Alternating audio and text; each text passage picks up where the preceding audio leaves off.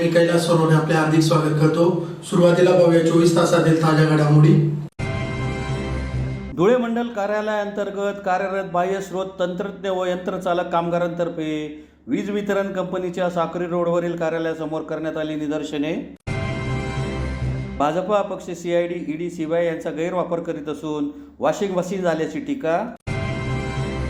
12 बलुतेदार 18 पागड मागासवर्गीय जाती जमातीच्या समाजाचा मेळावा संपन्न। आणि मुख्यमंत्री माझी लाडकी बहीण योजनेच्या लाभार्थ्यांचे पैसे बँकेत न जमा झाल्यामुळे महिलांनी केला संताप व्यक्त।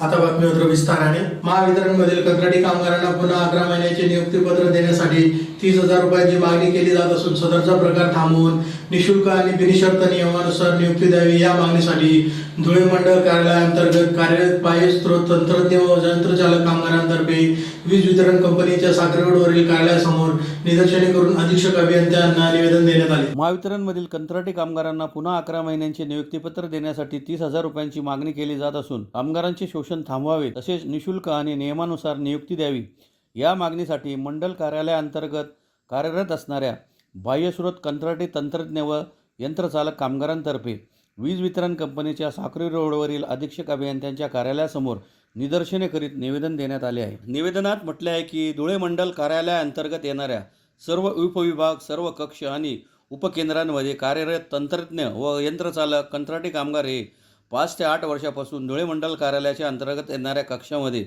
व उपकेंद्रांमध्ये कार्यरत आहेत।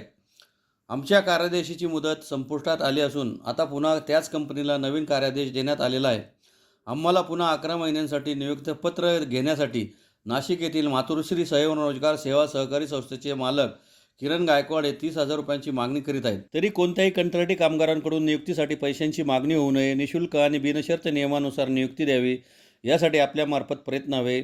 सर्व कामगारांना योग्य ते न्याय मिळावा। आर्थिक बाबींची कंत्राटी कर्मचाऱ्यांकडून पूर्तता न केल्यास त्या कामगारास कामावरून कमी करण्यात येऊ नये, जुने कामगार कमी करून त्यांच्या जागी नवीन कामगार भरती करू नये अशी मागणी निवेदनातून करण्यात आली आहे। यावेळी दीपक कोळी, गणेश पाटील, कुणाल वाघ, कल्पेश वाडेकर, आदेश चौधरी, रवी चव्हाण, दीपक बाबर, संजय पाटील, प्रमोद चौधरी, भूषण तांबे, अनिल पाटील, मयूर मुलमुले, रमेश ठाकूर, रमेश गवळी, अक्षय सोनार, विजय खैरनार, दुर्गेश जाधव, भगवान देवरे, शरद तुपे, एकनाथ पानसळ यांच्यासह बाह्यस्रोत कंत्राटी तंत्रज्ञान यंत्रचालक कामगार मोठ्या संख्येने उपस्थित होते।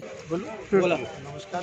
आज आम्ही सर्व बाह्यस्रोत कंत्राटी कामगार महावितरण धुळे मंडल कार्यालयातील अधीक्षक अभियंता साहेबांना आज महावितरणच्या ज्या बाह्यस्रोत कंत्राटी कामगार यांच्यासाठी निवेदन देण्यासाठी आलो। निवेदनाचा विषय असा आहे की दरवर्षाला ठरल्याप्रमाणे बाह्यस्रोत कॉन्ट्रॅक्ट हा एका कंपनीला देण्यात येतो कर्मचारी भरण्याचा ठेका। त्या कर्मचाऱ्यांना भरती करण्यासाठी दरवेळेस जी कंपनी नियुक्त होते ती दरवर्षाला त्या मुलांकडून पैसे मागते व पैसे घेतल्याशिवाय त्यांना नियुक्तीपत्र देत नाही। असं अनेक वर्षापासून या पोरांच्या तक्रारी चालू आहे। त्यानिमित्ताने आता या वर्षापासून स्वतः सर्व कर्मचारी एकत्र झाले, एकनिष्ठ व सर्व महावितरणचे कर्मचारी त्यांच्याबरोबर आम्ही सर्व मिळून सरी ठरवलं की या वर्षापासून आपण कुठलाही कर्मचारी महावितरणचा टेक्निशियन ऑपरेटर हा बाह्यस्रोत म्हणून भरती करत असताना एकही रुपया न घेता त्या कामगाराला त्याच्या सिनियरिटी अनुसार, जुन्या अनुभवानुसार त्याला नियुक्तीपत्र निःशुल्क देण्यात यावे अशी विनंती करण्यासाठी मंडळाच्या अधीक्षक अभियंता साहेबांना निवेदन द्यायला आलेलो आहे। व त्या निमित्ताने महाराष्ट्राच्या मुख्यमंत्री साहेबांना मी या निमित्ताने विनंती करू इच्छितो की तुम्ही महाराष्ट्रात लाडकी बहीण या लाडकी बहिणीला तुम्ही जर 1500 रुपये देत आहेत तर आमचं एकच म्हणणं आहे की आमचे कामगार बांधव आहेत त्यांनी त्यांच्या कामाच्या जागी नियुक्ती जर बिना पैसे दिले तर अजून तुमच्या याच्यासारखं महाराष्ट्र प्रशासनाला चांगले दिवस येतील व या कर्मचाऱ्यांचं जर हाताला काम मिळालं तर तुमच्यासारख्यांची चांगली सरकार निवडण्यासाठी हेच कर्मचारी मदत करतील व यांचे परिवार बी तुमच्या पाठीशी अशी सर्वांना विनंती करतो।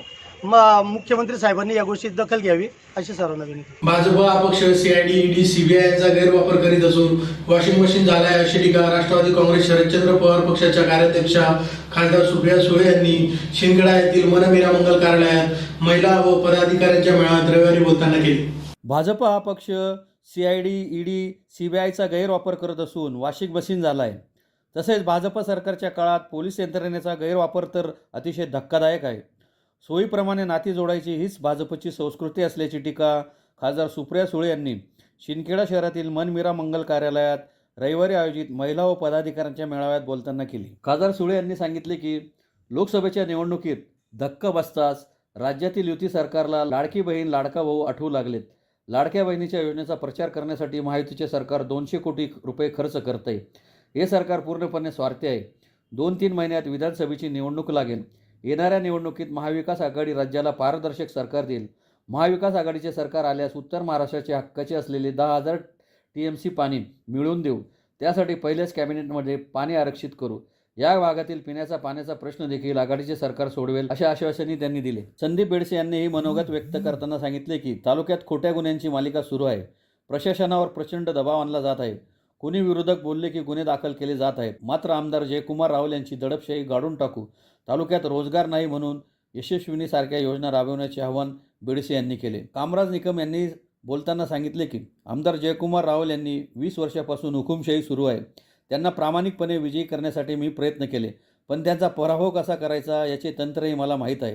राष्ट्रवादी पक्ष देईल त्या उमेदवाराला 51,000 मताधिक्य मिळवून विजयी करण्याची जबाबदारी त्यांनी स्वीकारली. यावेळी राष्ट्रवादीचे जिल्हाध्यक्ष जितेंद्र मराठे, महिला अध्यक्ष उषा पाटील, ॲडव्होकेट एकनाथ भावसार यांनीही मनोगते व्यक्त केली. कार्यक्रमास पक्षनिरीक्षक उमेश पाटील, जिल्हा परिषदेचे विरोधी पक्षनेते पोपटराव सोनवणे, आधार पवार, विठ्ठलसिंग गिरासे, NC पाटील, जिल्हाध्यक्ष जितेंद्र मराठे, कार्याध्यक्ष ललित वारुडे, युवक जिल्हाध्यक्ष डॉक्टर मनोज महाजन, माजी कृषी सभापती लीलाताई बेडसे, जिल्हा परिषदेचे माजी उपाध्यक्ष कुसुम निकम, नंदुरबार जिल्हा परिषद बांधकाम सभापती हेमलता शितोळे, हिमानी वाघ, डॉक्टर कैलास ठाकरे, अमित पाटील, प्रवीण पाटील, राकेश पाटील, डॉक्टर शांताराम पाटील, दीपक बागल, भूपेंद्र धनगर, महेंद्र पाटील, माजी सभापती अरुण पाटील, दुर्लभ सोनवणे आदी उपस्थित होते.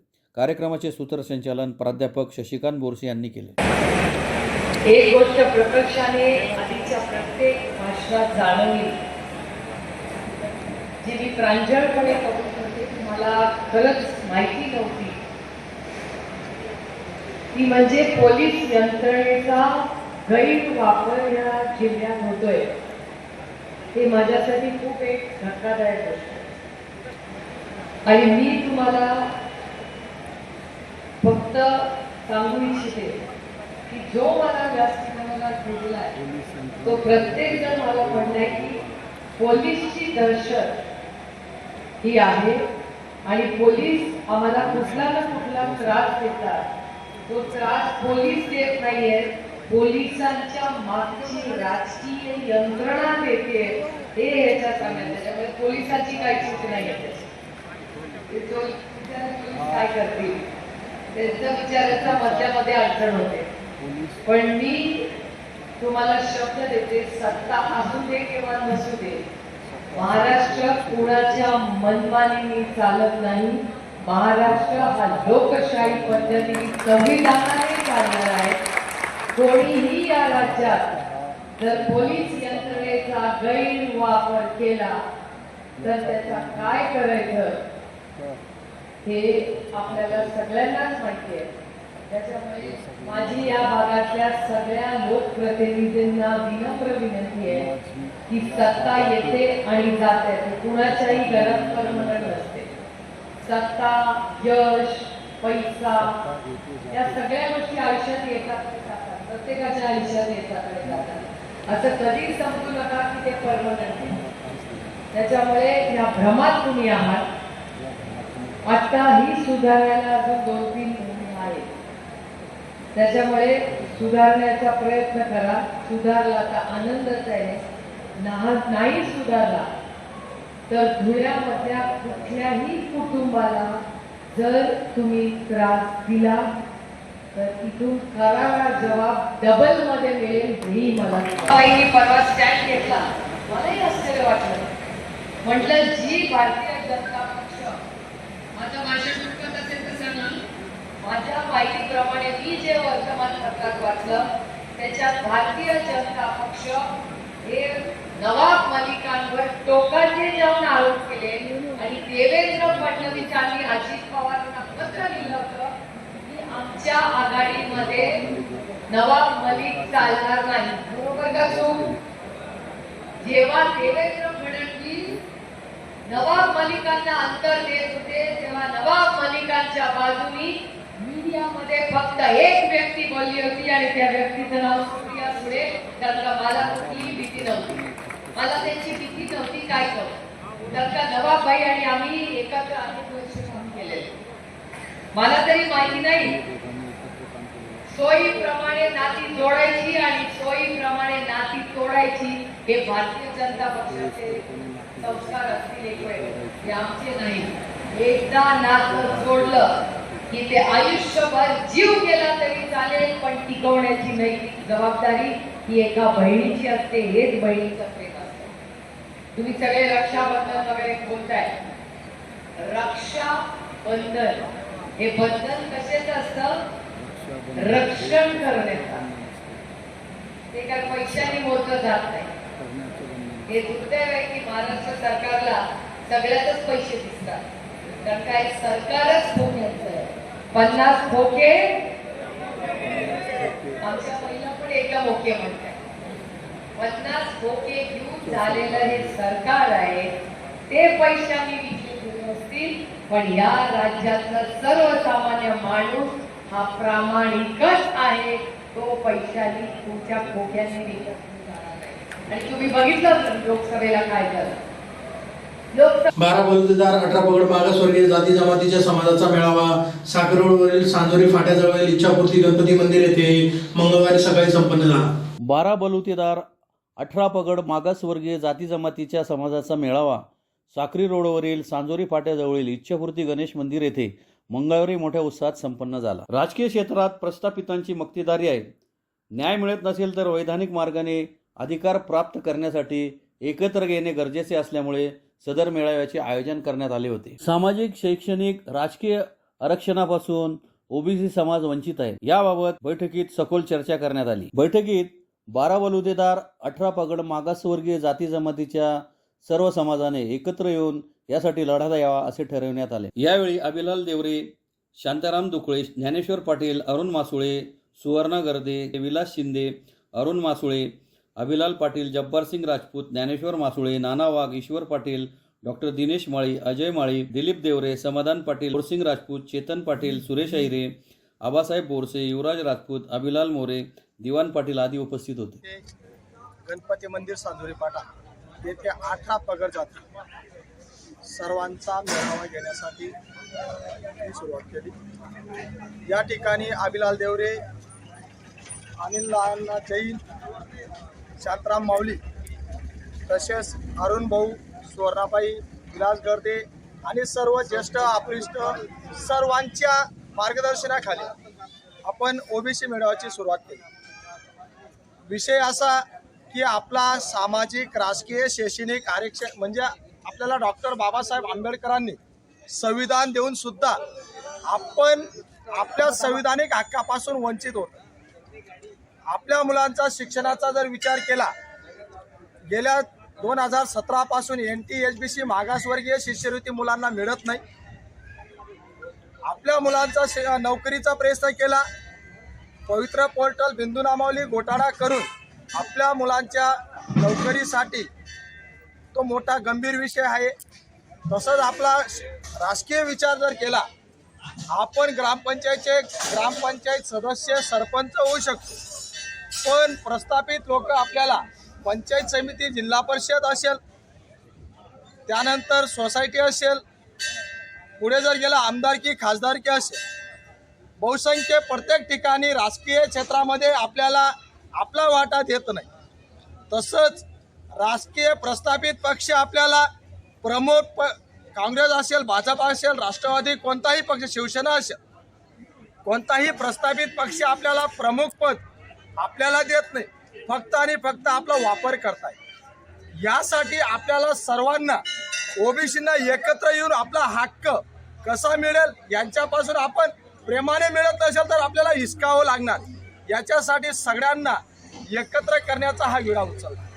म्हणून प्रत्येकाने एकच ठरवलं पाहिजे की आज महाराष्ट्रामध्ये ओबीसीमध्ये महाराष्ट्रातला मराठा समाज फक्त आणि फक्त ओबीसीतनंच आम्हाला आरक्षण मिळावं यासाठी प्रयत्न घुसखोरी करत आहे. आणि या घुसखोरीसाठी सगळ्या ओबीसीने जागृत होणं गरजेचं आहे. कारण सगळं सोयरे हा नियम जर लागू झाला तर आपलं राजकीय SC असेल, ST असेल, ओबीसी असेल, आरक्षणापासून आपण वंचित होऊ शकतो. हे सगळ्यांना कळणं गरजेचं आहे.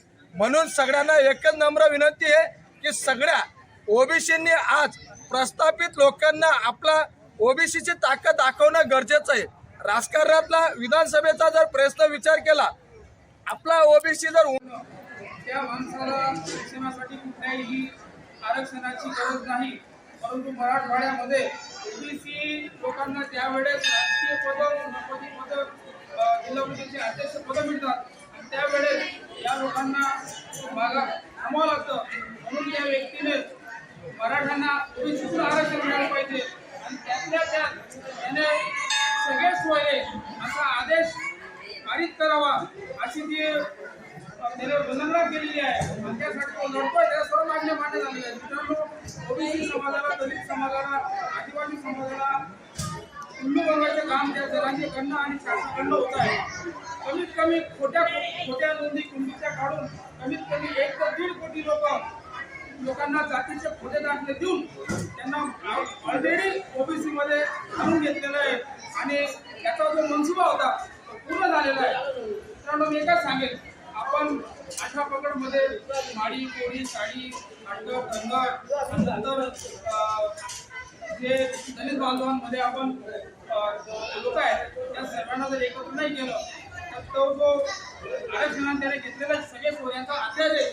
तर मी तुम्हाला एकच सांगेल, आमचे शिक्षक, आमचे गुरुवारी या ठिकाणी बसलेले त्यांना मी एकच सांगेल की सगळ्या सोयऱ्या हा जो त्याने घाट घातलेला आहे तो आरक्षण संपवण्याचा घाट आहे. ओबीसींचा पण आरक्षण संपवणार आहे, दलितांचा पण आरक्षण संपवणार आहे, तो आदिवासींचं देखील आरक्षण संपवणार आहे. ते कसं मी तुम्हाला 2 मिनिटात दिवसात करून संपवतो.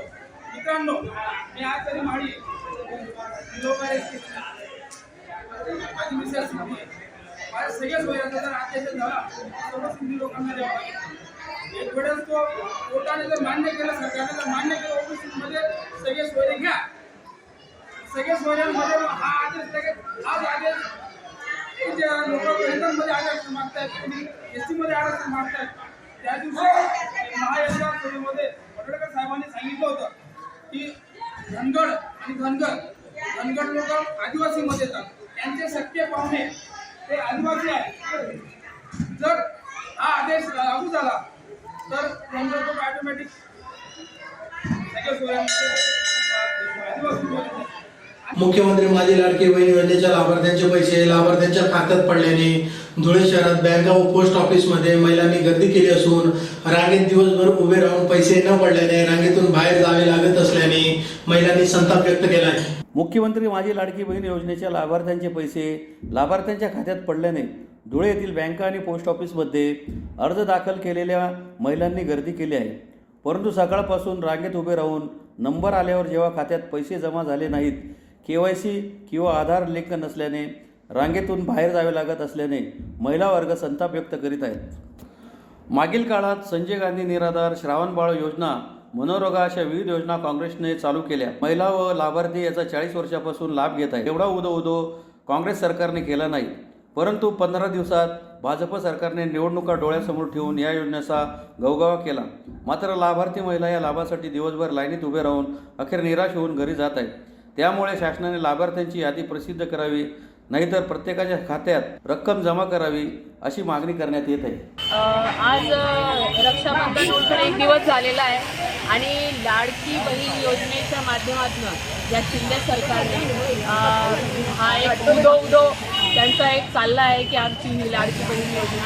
मी त्यांना असं सांगू इच्छिते की गेल्या 10 वर्षापासून देशामध्ये एवढी आर्थिक बिकट परिस्थिती आलेली आहे की त्याच्या माध्यमातून म्हणजे बेरोजगारी, कोणालाच काही कामधंदे नाही, एवढ्या गरिबीच्या पातळीवर आपला देश चाललेला आहे.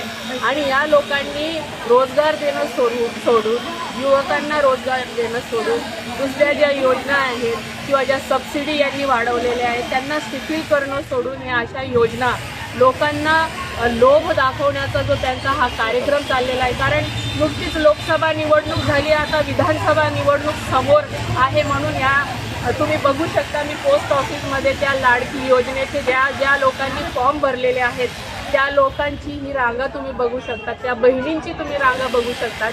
आणि हे लोक फक्त म्हणजे फक्त त्यांनी एक माशाला कसं आपण हे टाकतो मासे पकडण्यासाठी, तसं त्यांनी फक्त एक हे टाकलेलं आहे लोकांना जाळ्यामध्ये त्यांच्या वोटर्स वाढवण्यासाठी हे त्यांनी काम केलेलं आहे. मी या योजनेचा विरोध करत नाही आहे, पण मी त्यांना सांगू इच्छिते की ज्या काँग्रेस सरकारने आपल्या संजय निराधार योजना होती, श्रावणबाळ योजना होती, या योजना आणि मनरेगा योजना होती त्या युवकांसाठी आज पण आहे, सक्सेसफुली आहे. एवढा उदो कधी आम्ही काँग्रेसच्या लोकांनी केला नाही आणि यांनी फक्त आता 1-1.5 महिने झाले ही योजना आणली आणि एवढं उदो करतायत जसे हेच पालनहार आहेत या महाराष्ट्राच्या जनतेचे. पण हे फक्त मूर्ख बनवण्याचं काम त्यांचं चालू आहे, कारण फक्त 2च महिने इलेक्शनला बाकी आहे आणि ह्या लोकांना काम धंदे सोडून इथं लाईन लावण्याचं काम एकदम बेशर्मीची ही गोष्ट आहे की ही योजनेच्या माध्यमातून वेडी घालण्याचं काम ही सरकार करते आणि मी याचा निषेध करते. कारण लहान मुलांना तुम्ही बघू शकता आणि ज्यांचे KYC पण सबमिट नाही आहे, त्यांचे आधार कार्ड लिंक नाही आहे, ज्या पेपर्स होते तुम्ही त्या पेपर्समध्ये काहीतरी शिथिलता द्यायला हवी होती आणि त्यांचे पासबुकमध्ये म्हणजे ज्यांचे अकाउंट ऑलरेडी आहेत तर त्यांना तुम्ही तिथं हे टाका. कारण जेव्हा पहिले ते मुद्रा लोनच्या योजनेचं हे लोभ दाखवून 15 लाख आहे 15 लाख आहे हे करत त्यांनी पहिले सुरुवात केली, तर ते तरी टाका.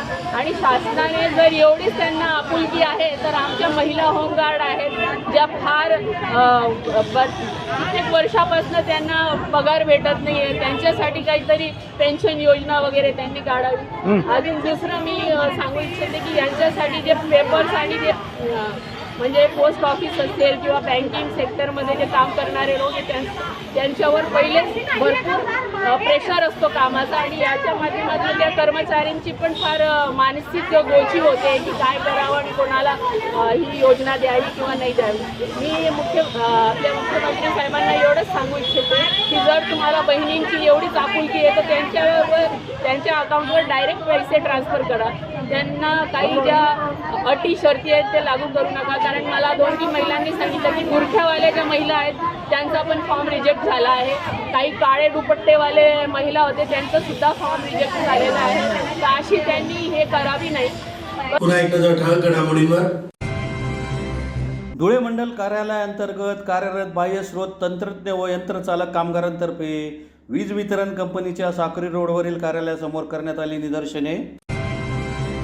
भाजपा अपक्ष CID, ED, CBI यांचा गैरवापर करीत असून वॉशिंग मशीन झाल्याची टीका. 12 बलुतेदार 18 पागड मागासवर्गीय जाती जमातीच्या समाजाचा मेळावा संपन्न. आणि मुख्यमंत्री माझी लाडकी बहीण योजनेच्या लाभार्थ्यांचे पैसे बँकेत न जमा झाल्यामुळे महिलांनी केला संताप व्यक्त. याचबरोबर श्रीराम टाइम न्यूजच्या बातमीपत्र संपले. दिवसभरातील ताज्या घडामोडींसाठी पाहत राहा श्रीराम टाइम न्यूज. भेटूया पुढील प्रसारणात, तोपर्यंत नमस्कार.